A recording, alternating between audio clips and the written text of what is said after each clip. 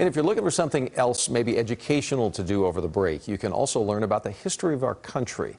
Some early versions of documents like the Declaration of Independence, the Constitution, the Bill of Rights, all on display right now locally. Photojournalist Mike Kinney today takes us all inside the Freedom Matters exhibit at SMU.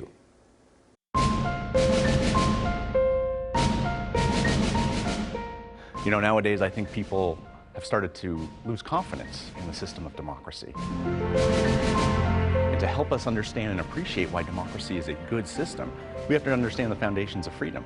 And so I think all this exhibit is tying together why these different things matter.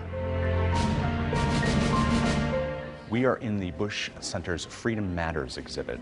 I think it's a really exciting opportunity to explore why freedom matters, why democracy matters. It started 800 years ago with the signing of the Magna Carta, and it continues through the American experiment. And so we've brought together documents, especially American documents, that discuss the way that actual citizens interacted with this evolving freedom.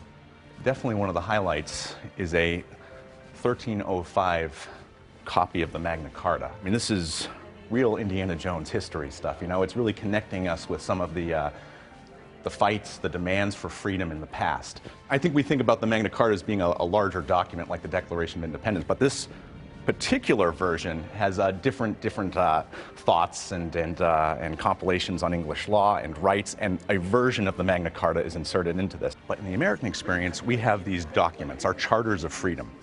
One of them is this 1831 print of the Declaration of Independence. This is what makes us Americans. Whether you're born here, whether you immigrate here, these are the ideals and rights, the life, liberty, and the pursuit of happiness that binds us all together. That we take for granted today that these big documents were signed on parchment and they live behind glass somewhere and people can see them.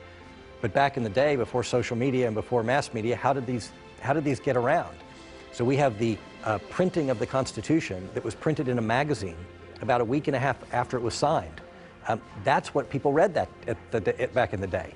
We have a pocket version of the Emancipation Proclamation that Union soldiers put in their pocket to disseminate the word to the previously enslaved people that they were now free.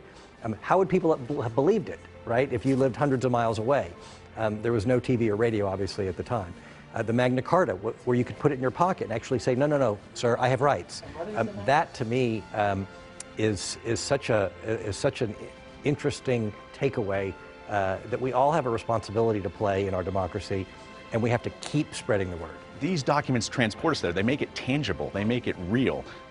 It's very rare to assemble documents in one place.